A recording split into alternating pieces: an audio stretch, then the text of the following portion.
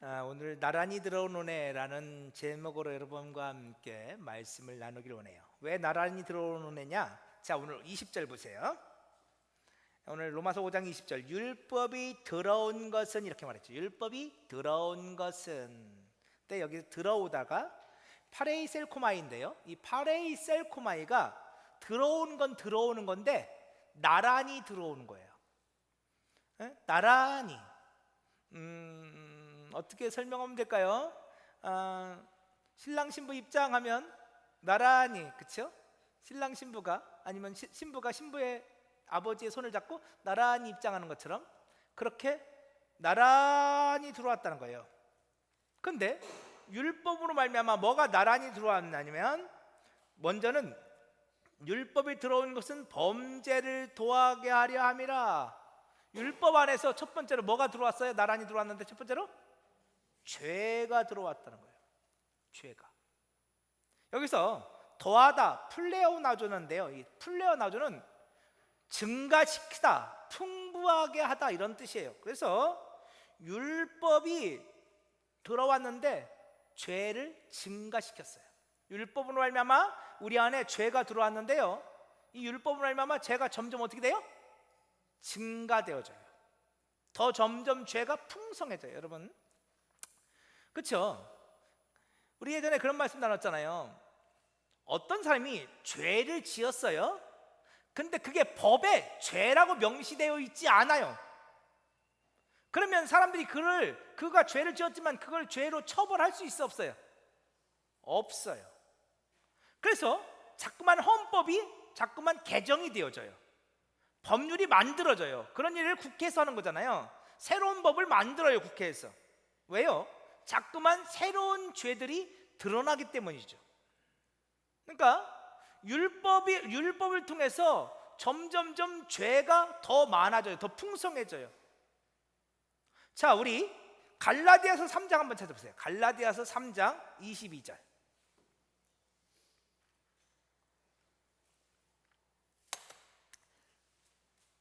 갈라디아서 3장. 갈라디아서는 로마에서 너무 많이 가면 안 돼요. 고린도 전후서, 갈라디아서 있죠. 갈라디아서 3장 22절. 자, 우리 함께 읽어볼까요? 갈라디아서 3장 22절. 자, 같이 읽겠습니다. 시작. 그러나 성경이 모든 것을 죄 아래 가두었으니 이는 예수 그리스도를 믿음으로 말미암는 약속을 믿는 자에게 주려 함이라. 아멘. 성경은 모든 것, 여기서 모든 것은 사람이에요. 성경은 모든 사람을 죄 아래 가두었대요. 여러분, 말씀을 읽으면 제일 먼저 나타나는 변화가 뭔지 알아요? 진짜 내가 말씀을 통해서 하나님을 만났다. 첫 번째, 제일 먼저 나타나는 변화, 내가 죄인임을 알게 되죠. 이게 말씀을 통해서 하나님을 만난 사람의 모습이에요. 그래서 오늘 바울은 성경이 모든 사람을 죄 아래 가두었다고 말해요. 근데 이게 가두다는 게 싱클레오인데요, 이 싱클레오는 에워싸다, 함께 닫다, 이런 뜻이에요. 그래서 에워싸는 거예요. 성경이 모든 사람을 다 죄인이라고 에워싸버렸어. 그 죄 아래 가둬둬 버렸어. 말씀을 보면 볼수록 내가 죄인인 걸 깨달아요. 이게 은혜 받은 자의 모습이에요. 그런데 죄가 나를 가두었는데 거기서 벗어날 방법이 있어요, 없어요? 없어요. 이게 문제예요. 제가 천안에서 맨 처음 전도사 때 개척교회를 했거든요. 그때 개척교회 전도사 때 가끔 선배 목사님 따라서 그 천안에 개방교도소라는 곳이 있어요. 교도소는 교도소인데 거기는 울타리가 없어요. 그럼 목사님 도망갈 거 아니에요? 거기는 안 도망가요. 왜 안 도망갈까? 거기는 형을 거의 다 살고 이제 나갈 날을 기다리고 있는 그 죄수들이 잠깐 왔다 가는 곳이에요.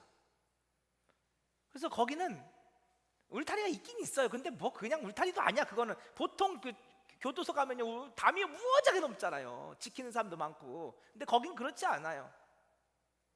그래서 이제 며칠 후면 풀려나는 사람들이 잠깐 거기서 교육받고 뭐 대기하다가 출소하는 곳이거든요. 아니면 모범수들이 와서 거기 있는 곳이고요. 그래서 제가 교도소를 몇 번 가봤단 말이에요. 개방 교수들이긴 하지만 거기도 교도소예요. 마음대로 나갈 수 있어요? 없어요? 없어요. 여러분, 하나님의 말씀이 오늘 우리를 죄 아래 가두었어요. 내가 죄인임을 알았어요. 그런데 문제는 말이에요, 내가 죄인인 것을 알았는데, 내가 갇혔는데 여기서 벗어날 방법이 있다 없다?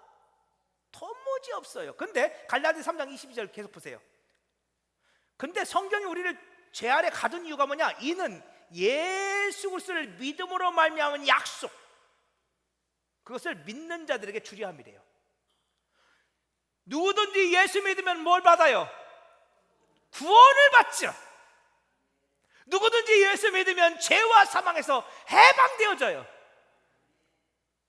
성경이 오늘 우리를 죄 아래 가둔 이유는, 그래서 내가 죄인임을 알게 하시는 이유는 나를 누구에게로 이끌어가기 위함이에요. 예수님에게로 이끌어가기 위함이에요. 그 예수 안에서 내가 해방되었어요. 그 예수 안에서 나는 이제 그 나를 가둬놓고 있던 죄의 울타리, 그 에워싸고 있는 그 모든 것에서 이제는 해방될 수 있게 되었어요. 예수 그리스도를 믿음으로 알면 그 약속을 믿는 자에게 주려 함이라. 이제 우리는 그 말씀을 통해서 내가 죄임을 알게 되었고, 나를 구원하시는 그 예수님의 그 놀라운 은혜를 내가 알게 되는 거죠. 그래서 성경은 오늘 우리를 죄 아래 가두어요. 그것처럼 오늘 본문 20절 다시 보세요. 율법이 들어온 것은 범죄를 더하게 하려 함이라. 이건 죄를 더 많이 지으라는 게 아니라, 율법이 와서 너는 이래서 죄인이고, 넌 이래서 죄인이고, 넌 이래서 죄인이고. 율법은요 오늘 우리의 죄를 막 다 지적해요. 제가 다음 주에 나눌 욥기 말씀 조금만 힌트를 드릴까요?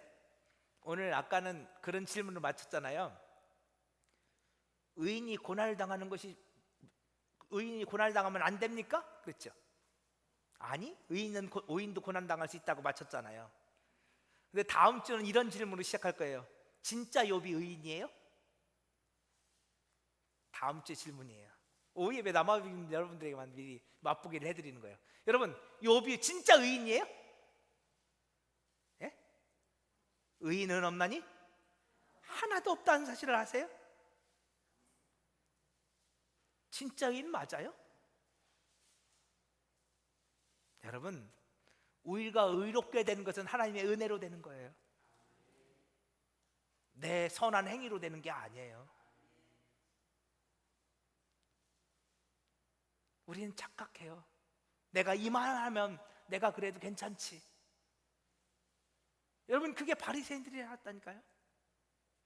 내가 일주일에 2번씩 금식하고, 내가 하나님 앞에 11조 드리고, 구제하고 선행하니까 내가 이만하면 괜찮지, 내가 이만하면 의롭지. 아니요, 욥은요 그보다 훨씬 더한 사람이었어요. 심지어 그거 하나님도 인정해 주시잖아요. 그러면 욥은 진짜 의인일까요? 아니요. 하나님의 말씀이 들어오면요 우리의 죄가 다 폭로가 되어져요. 성령이 임하시면 내 죄가 다 폭로되어진다고요. 율법이 들어온 것은 범죄를 더하게 하려 함이라. 그 율법이 들어와서 내 죄를 다 지적해요. 네가 목사라고? 네가 장로라고? 네가 권사라고? 내 안에 얼마나 더럽고 추한 것이 많은지 나를 지적해요. 그런데 나란히 들어온 게 있어요. 죄가 들어왔고, 두 번째로, 그러나 죄가 더한 곳에 뭐가 넘쳤어요? 은혜가 더욱 넘쳤나니. 아멘. 율법으로 말미암아 죄가 들어왔어요. 내가 죄인임을 알았어요. 근데 그 죄인임을 아는 그 죄가 나란히 뭐가 들어왔어요? 은혜가 들어온 거예요.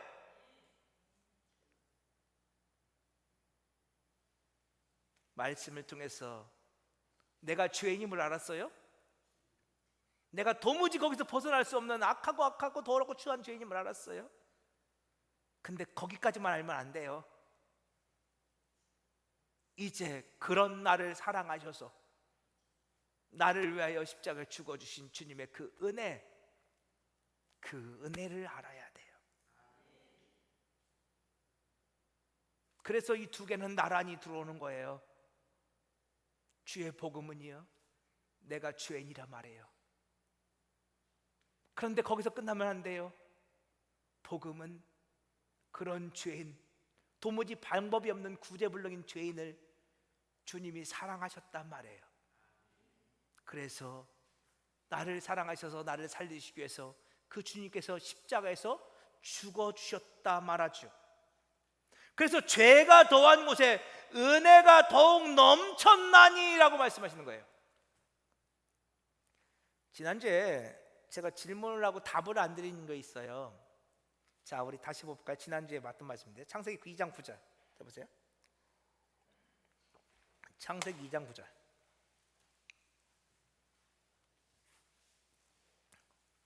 창세기 2장 9절 보세요. 여호와 하나님이 그 땅에서 보기에 아름답고 먹기에 좋은 나무가 나게 하시니 동산 가운데 생명나무와 선악을 알게 하는 나무도 있더라. 우리 지난주에 그런 얘기 했잖아요. 하나님 참 이상하시다고. 왜 선악을 알게 하는 나무를 에덴 동산에 심어 놓으셔? 그죠? 그것도 어디다 심어 놨다고? 동산 중앙에 딱 제일 잘 보이는 곳에. 그거 못 먹게 할 요량이면 어디다 심어 놓으면 된다고? 안 보이는 구석에. 저 구석탱이 어디가 심어 놓으면 그거 굳이 거기 가서 안 따먹어. 그런데요, 진짜 하나님 이상해. 15절 보세요. 창세기 2장 15절. 그래 놓고요, 여호와 하나님이 그 사람을 이끌어 에덴 동산에 두어 그것을 경작하며 지키게 하시고, 그것을 경작하며 지키게 하셨대. 이걸 말해주는 속담이 있어. 고양이한테 뭘 맡겨? 고양이한테 생선을 맡기면 고양이가 잘도 지키지. 여러분, 영국 속담에는요 이런 속담도 있대. 비슷한데, 여우에게 닭장을 맡긴다. 여우한테 닭장을 맡기면 어떻게 되겠어? 그치? 금방 털만 남아있을걸? 아니, 맡길 사람한테 맡겨야지. 동생 중앙에 딱하니 심어놓고 말이에요. 그거를 아담한테 맡겨. 네가 잘 관리 좀 해봐. 네가 좀 저것 좀 지켜봐. 그래 놓고요 또 있어. 16절 17절. 여호와 하나님이 그 사람에게 명하여 이르시되 동산 각종 나무의 열매는 내가 임의로 먹되 선악을 알게 하는 나무의 열매는 먹지 말라. 내가 먹는 날에는 반드시 죽으리라 하시니라. 맡겨놓고 먹지 말래. 제일 나쁜 사람이 어떤 사람이야? 주었다 뺏는 사람. 안 그래? 주었다 뺏는 사람이 제일 나쁘지 않아요? 만드시지를 말지. 만드실 것 같으면 저 구석탱이에다 놓으시지. 정중앙에다 만들어 놓으시고 아담한테 맡겨. 그걸 잘 지켜라이. 그리고 그래, 너 이거 절대 먹지 마. 아니, 요 말만 안 했어도 안 먹을지도 몰라. 그치? 요 말만 안 했어도 너 절대 먹지 마. 그러면 더 먹고 싶어지잖아. 아닙니까?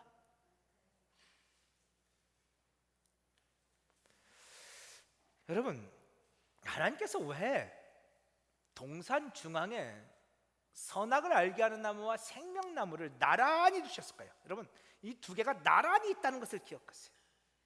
근데요, 이 두 개는요, 실상은요 두 개처럼 보이죠? 하나예요, 사실은. 제가 창세기 강의할 때 말씀드렸어요. 이 두 개는 두 개처럼 보이는데 하나예요. 이게 나란히 있어요. 동전의 양면 같은 거라고요. 잘 보세요. 생명나무는 뭘 상징해요? 우리 그 정도는 알죠? 생명나무 뭘 상징해요? 예수를 상징하는 게 생명나무예요. 예수 안에 생명이 있잖아요. 예수, 생명, 영생을 상징하는 게 생명나무라고요. 그러면 선악을 알게 하는 나무는 뭘까요? 네? 선악을 알게 하는 나무. 선악을 알잖아요, 그렇죠? 옳고 그름이 있죠. 옳고 그름이요. 근데 이 옳고 그름을 아담은 내가 판단하고 싶죠. 하나님은 절대 건드리지 말라고 그러세요. 옳고 그름은 누가 판단하시는 거예요? 하나님이 판단하는 거예요. 내가 판단하는 게 아니에요. 내 영역이 아니에요. 절대 먹지 말아라. 그런데 아담은 그것을 따먹어요. 내가 그 옳고 그름을 판단하고 싶은 것이죠. 결국 그것을 따먹고 말았어요. 다시 말하면 선악을 알게 하는 나무가 결국 죄가 되고 말았어요. 아담은 죄 아래 갇히게 되었죠. 근데 그곳에 생명나무도 있었다는 거예요. 자, 하나님께서 선악을 알게 하신 나무를 에덴 동산 중앙에 심어 놓으신 것은요, 내가 바로 그와 같은 자임을 알려주시는 거예요. 나는 나의 옳고 그름으로 삶을 살아가는 죄인이에요. 나는 내가 옳은 대로 살아요. 나는 내가 맞다고 생각하는 대로 살아요. 우리는 하나님의 말씀 그런 거 중요치 않아요. 나의 옳음을 가지고 살지요. 이 선악을 알게 하는 나무는 나의 죄인됨을 폭로해. 결국 아담과 하와가 그 나무의 열매를 따먹음으로 아담과 하와가 죄인됨이 폭로되어지죠. 그 선악을 알게 하는 나무의 열매가 없었으면 아담은 죄인으로 폭로되지 않았을 거예요. 율법이, 말씀이 오늘 우리를 죄인으로 폭로하는 것처럼 말이에요. 근데 그 말씀 안에는 나를 폭로하는 말씀만 있는 것이 아니에요. 그 말씀 안에는 말씀이신 예수 그리스도, 생명이신 예수, 생명나무이신 예수가 있어요. 말씀은 나를 죄인으로 폭로하지만 더불어 그 말씀은 나를, 그 죄인된 나를 구원하는 예수에게로 나를 이끌어가요. 그래서 에덴 동산 안에 그 중앙에 선악을 알게 하는 나무와 생명나무가 있는 거예요. 그 나무들은 나의 죄인됨을 폭로하고 그런 나를 구원하시는 예수께로 나를 이끌어가는 거예요. 오직 은혜로 나를 이끌어가는 것이죠.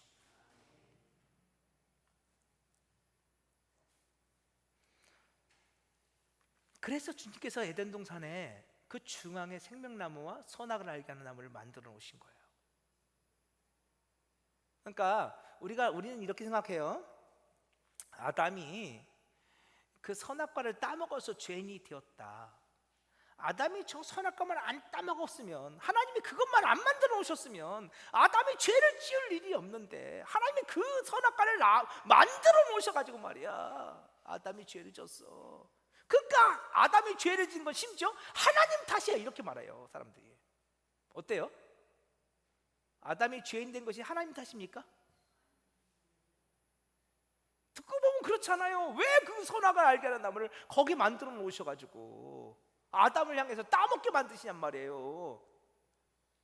근데 그게 아니고요, 에덴 동산 중앙에 선악을 알게 하는 나무를 거기에 만들어 두신 이유는 아담이 죄인임을 폭로하기 위함이에요. 오늘 저와 여러분이, 우리 인간이 죄인임을 폭로하기 위함이에요. 근데 폭로만 해서는 안 돼요. 그 가운데서 우리는 생명나무 열매를 먹어야 돼요. 그래서 두 개가 나란히 있는 거예요. 그것처럼 이 말씀 속에서 우리 죄인됨의 폭로와 은혜가 그렇게 드러나는 거예요. 죄인됨이 폭로가 되어지고 은혜가 드러나고. 그래서 다시 로마서 5장 20절 보세요. 율법이 들어온 것은 범죄를 더하게 하려 함이라. 그러나 죄가 더한 곳에 은혜가 더욱 어떻게 했어요? 넘쳤나니. 은혜가 넘쳤어요.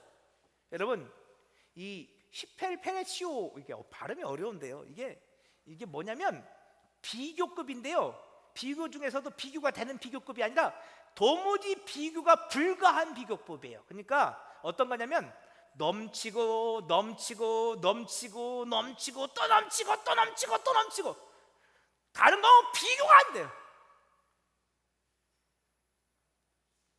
오늘 하나님의 말씀, 그 율법으로 내가 죄인됨이 폭로되었어요. 근데 그것과는 비교되지 않을 만큼 뭐가? 하나님의 은혜가 내 안에 넘쳐나기 시작해요. 그래서 여러분, 그 은혜가 나의 모든 죄를 덮고도 남음이 있는 거예요. 나의 폭로된 모든 더럽고 추한 것을 다 덮고도 남음이 있는 거예요. 은혜가 넘쳤어요. 그래서 21절은 금방 할게요. 로마서 5장 21절, 이는 죄가 사망 안에서 왕노릇한 것 같이 은혜도 또한 의로 말미암아 왕노릇하여 우리 주 예수 그리스도로 말미암아 영생에 이르게 하려 함이라. 아멘. 내가 죄인됨이 폭로되었어요. 죄의 싹은 뭐예요? 사망이에요. 근데 내가 죄인됨이 폭로되었을 때 나에게 대책이 없기 때문에 일단 나는 사망 가운데 지배를 받는 자가 되었죠. 사망의 왕이 되어서 나를 지배해요. 사망의 지배를 받는 사람들, 그래서 죽을까 봐 두려운 사람들, 죽음이 두렵고 죽음 때문에 벌벌 떨리는 사람들,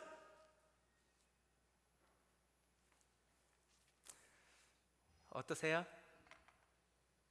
죽음이 두려우세요? 어떠세요? 죽음이 두렵지 않으세요 그럼? 뭐라고 대답해야 할지 모르겠죠? 네. 여러분, 오늘 저와 여러분 가운데 그 은혜가 있기를 원해요. 내가 육신의 장막을 벗고 저 하나님 나라 가는 그날이 너무 사모되어지고 그날이 너무너무 기다려지는 그 놀라운 은혜가 있기를 축복합니다. 세상이 너무너무 지긋지긋해서가 아니에요. 세상이 너무 고달퍼서가 아니에요.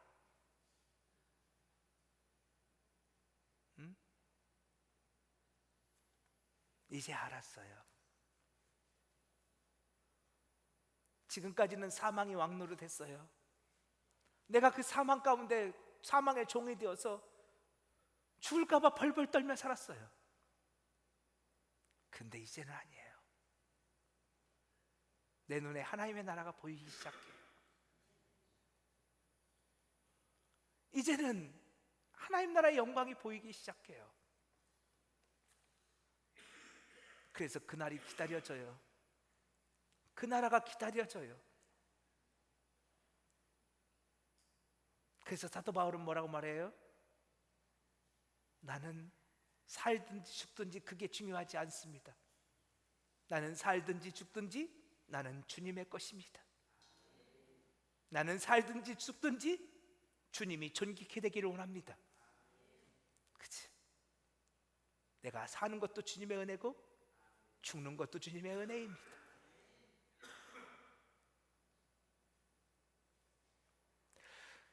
지금 그렇게 죄가 사망 안에서 왕노릇했어요. 근데 이제는 무엇가? 은혜가 내 안에서 왕노릇하기 시작해요.